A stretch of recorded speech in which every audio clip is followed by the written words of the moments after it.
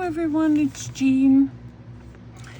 So I took a little bit of time to spend with myself and a little bit of mindful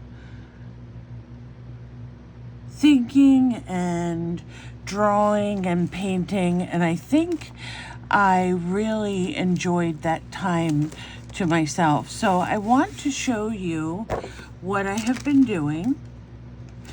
And you know I love watercolor paper and I use it often in my projects. One of the reasons is because it's sturdy, but another reason is because pretty much any medium you put on top of watercolor paper, it will really grab it and really give it a beautiful color.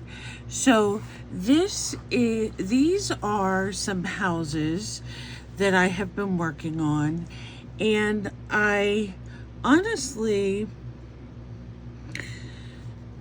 they may not look like much, but there was a video online, a young lady who I follow that does,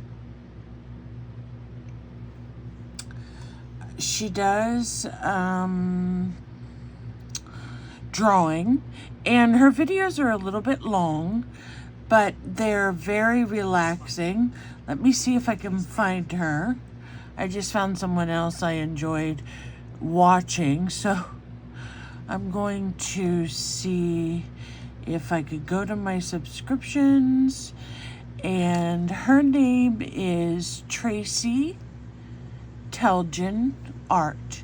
And the one that I did was the 3-story house, except for mine kind of only looks like a 2-story.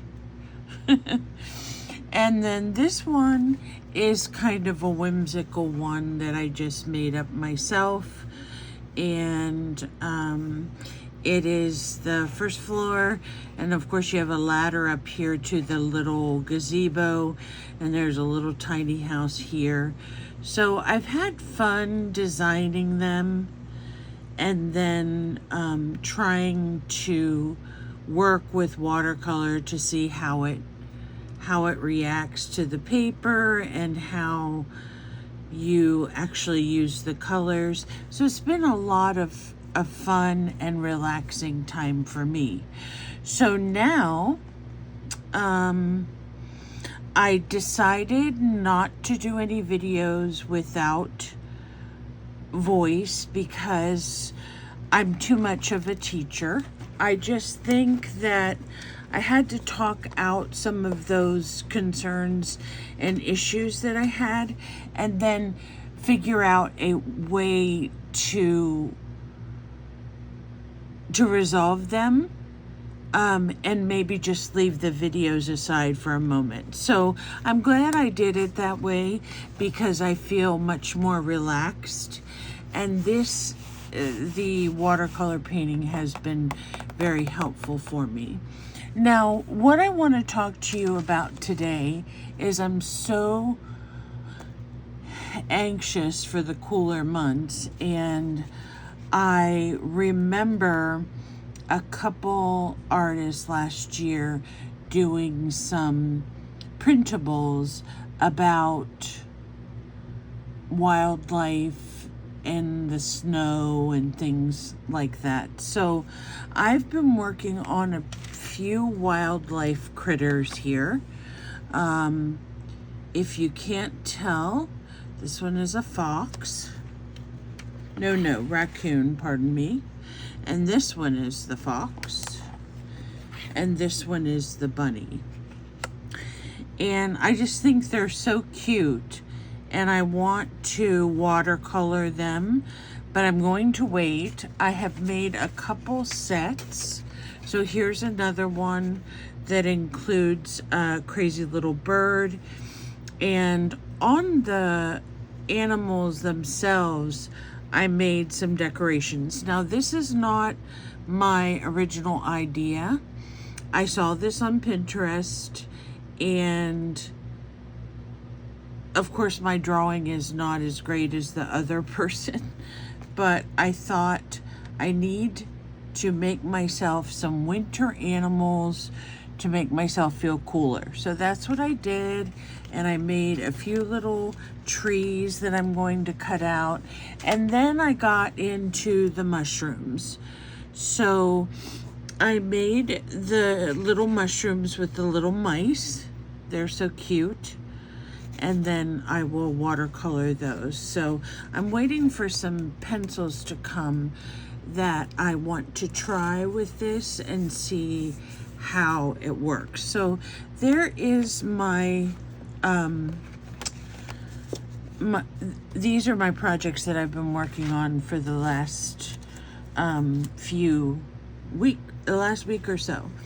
So what I have here with me is a bunch of book pages, and I was thinking about, I don't have a jelly plate. I thought I had a small one, but I don't, and I'm sorry, I'm really bad and I'm rotten, or whatever you want to call me, but I am not a fan of the jelly plate, and I don't know why.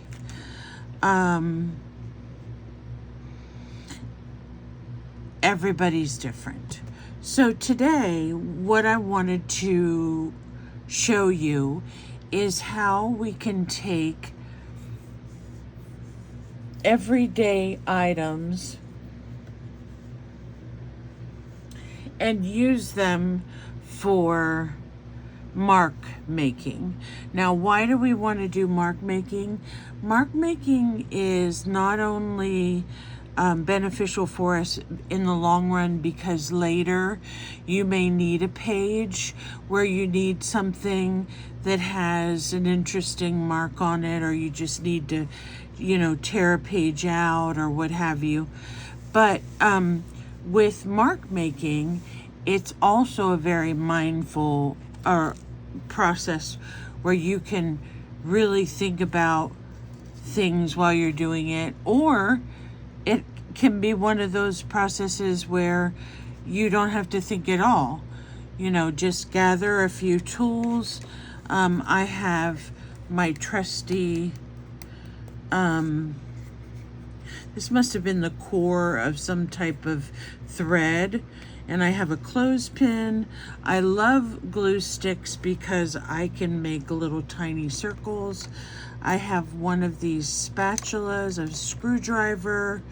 I have a pin, a little stick.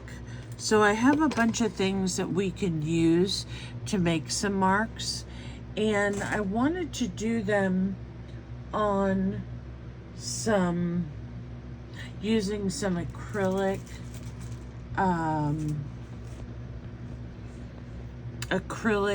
liquid acrylics that I have. Now, liquid acrylics are going to probably really soak into this paper. So I'm only going to do a few of these. And then what I would recommend that you do with your pages is gesso them so that you can not get that saturatedness where it comes through on the other side. I mean, we may like it to come through on the other side, lightly, but if you want to be able to have your colors run and things like that, gesso your pages, let them dry, and go from there. So let me find a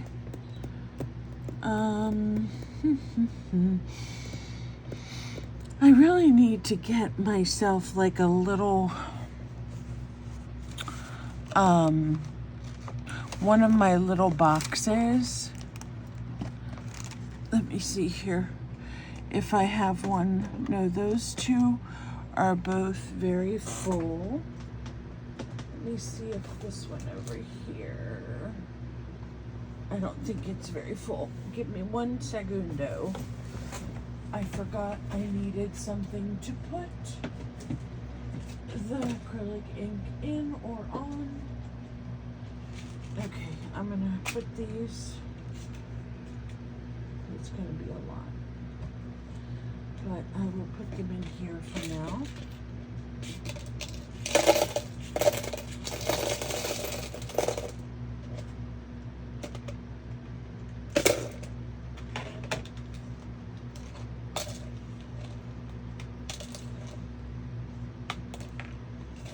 Okay, so what I have here is it's just a little plastic box, and what I'm going to do with it is I'm going to drop some ink in there. I want to make sure you guys can see everything, and I have my paper towel here, and I do have a paintbrush in case I need it. So I'm going to start with some yellow, and what I'm going to do is I'm going to drop some yellow into my box here. That's plenty. And you can also, if you have liquid acrylics, or if you don't have liquid acrylics, that's okay. You can use crud,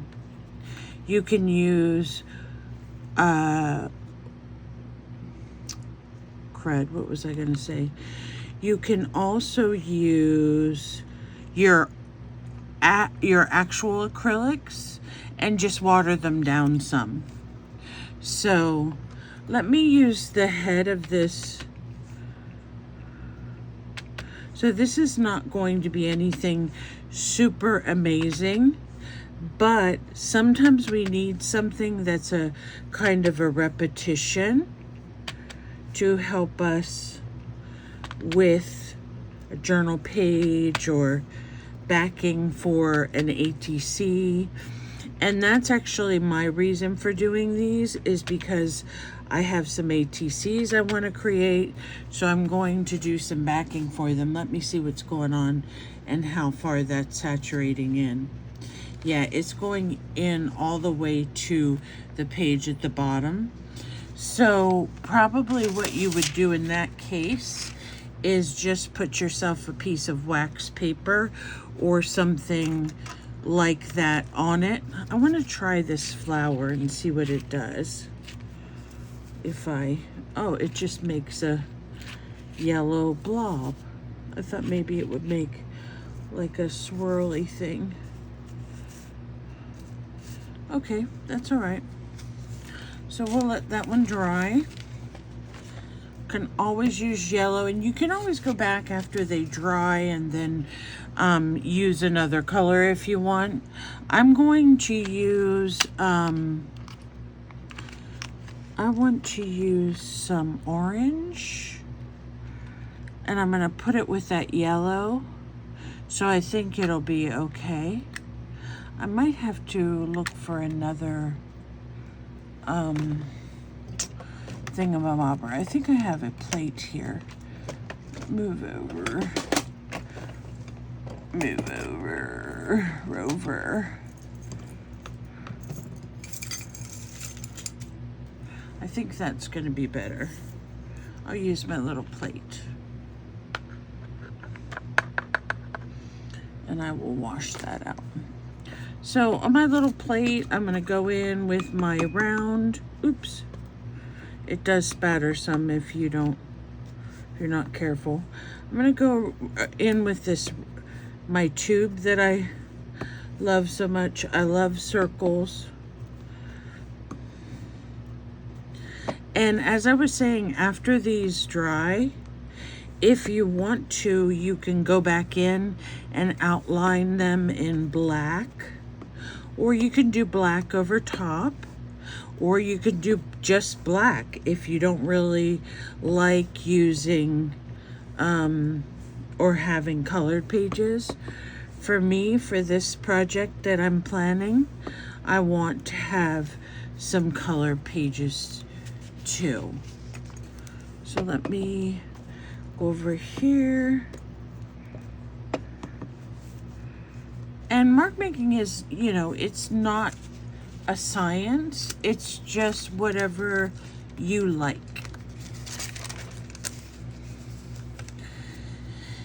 And let's see, what else can we mix with that? want any red. Okay, let me take this and we will wipe these off, and I'm gonna wipe my dish off, and then I'm gonna put a different color on. I hope this doesn't stain my dish forever. This is a teal, which is a pretty color.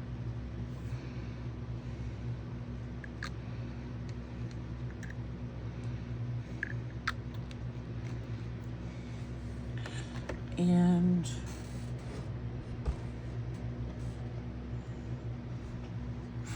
I'm going to spray a little bit with some water so that it won't be so bright. I'm going to go in with the tube first. And I don't really care about these other little splotches that happen when it just spatters. I actually kind of like that. And as you can see, you can get more than one mark out of your paper. I mean, out of your stamping in the ink. Now this one, I'm going to try another tool. Let's see what we can try. Let's do some circles that are round. They're not going to come out round probably, because they might.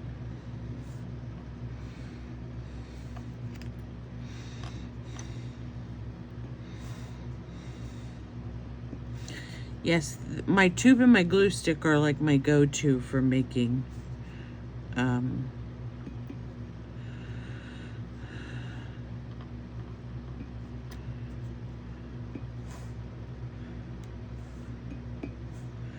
making circles. And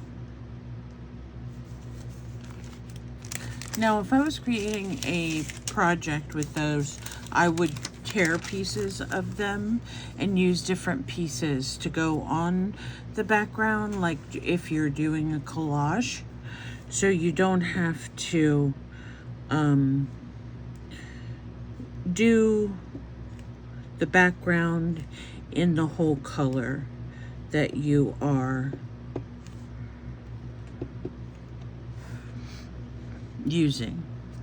So let me see where I put. There's a paintbrush here, it's no big deal.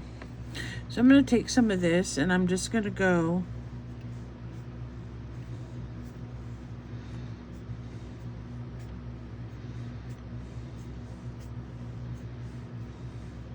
and here is another way you can do marking, and you don't even have to think about it. You just take your paintbrush, grab your ink, and you make the markings however you want. And as you can see on the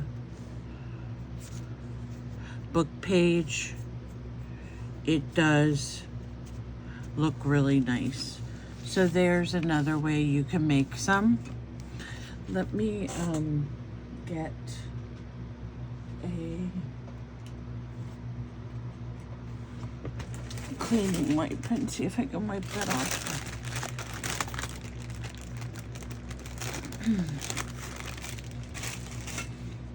So that's how it basically reacts to,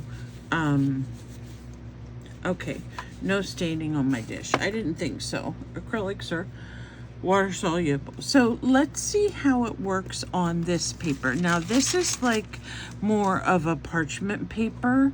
So let's see if I can find something that kind of looks like a, what color is this? I don't want that.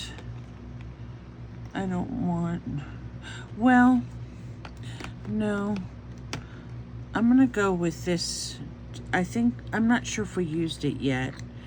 This is like a fuchsia, or actually it's called violet. Yay, I love purple. And I'm going to take some white and put in there and just lighten it a little bit. And on this one, I want to use my paintbrush. So let me rinse that off. And I'm going to mix this and see if it, okay, it doesn't really make it lighter. Oops. I thought maybe it would. That's okay. So on this one, it's not going to take because it's the, let me see if this side will. No, it won't take because of it being parchment paper. Okay, so there, we learned something there. However, we can do something like this.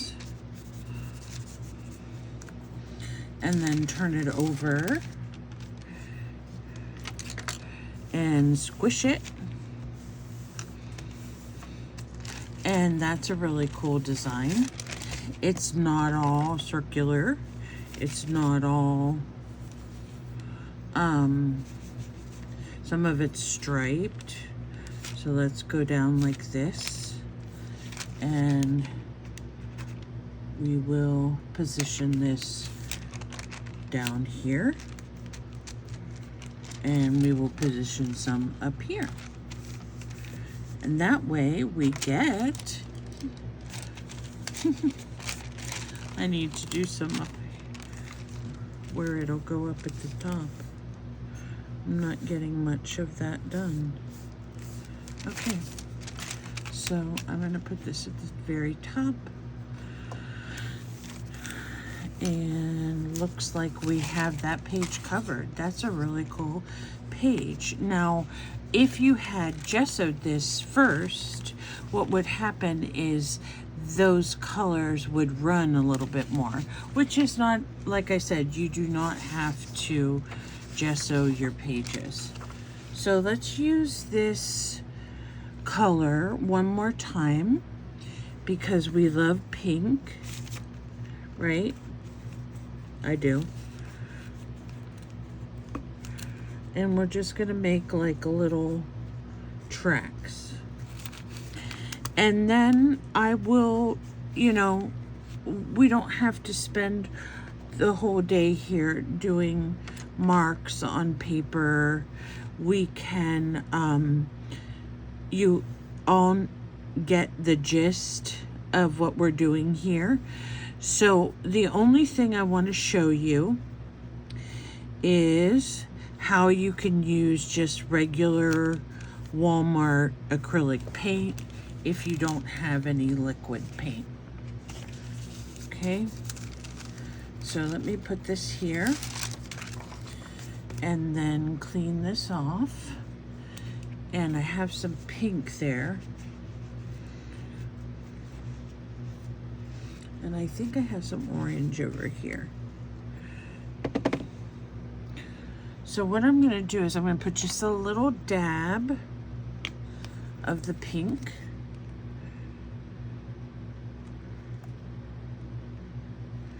And then I'm going to spray it with water.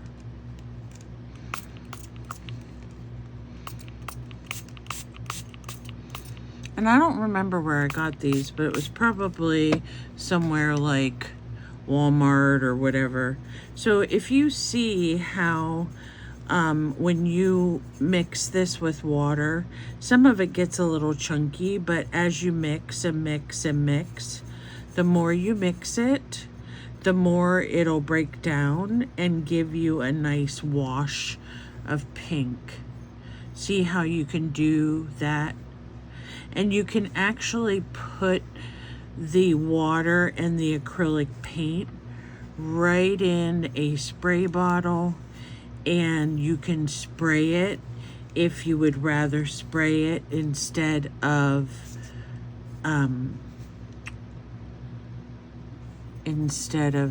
you know, doing it one drop at a time or with a paintbrush.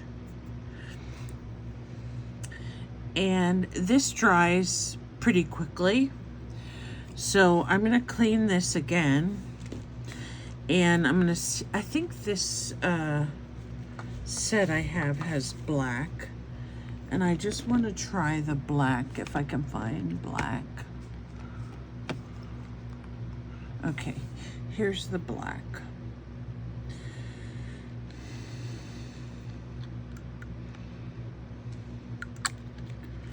Now these acrylic inks, I can't see the name of them, but I just got a cheap brand off of Amazon. And when they're finished, I can refill them and make my own. So I'm not worried too much about that. So here we go. I want to use my tube, and let me spray this with water so it'll be a little more liquidy. And I want to see how this looks with more than one color. Okay, so it makes a really nice background as well.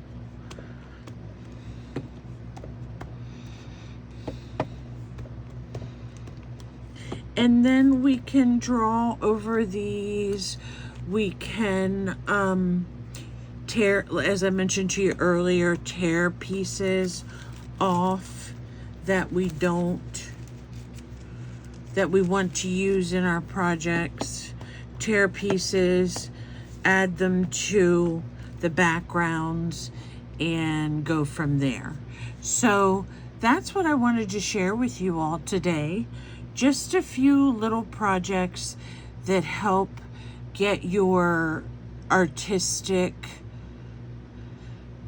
juices flowing again. And not only that, creates for you a stash of papers that you can use for your art projects going forward, and not have to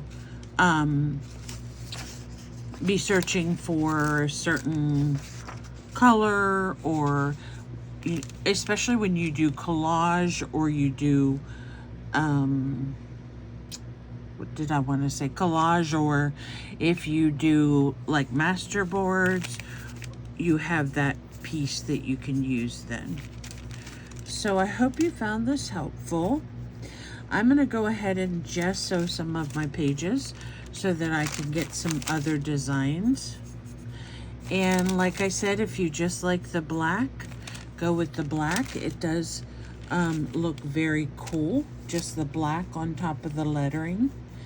And if you do decide to gesso your pages, just do a light coat so you can still see the letters in the book pages. We want to know what we're using in our projects. I'm not a big fan of covering everything up.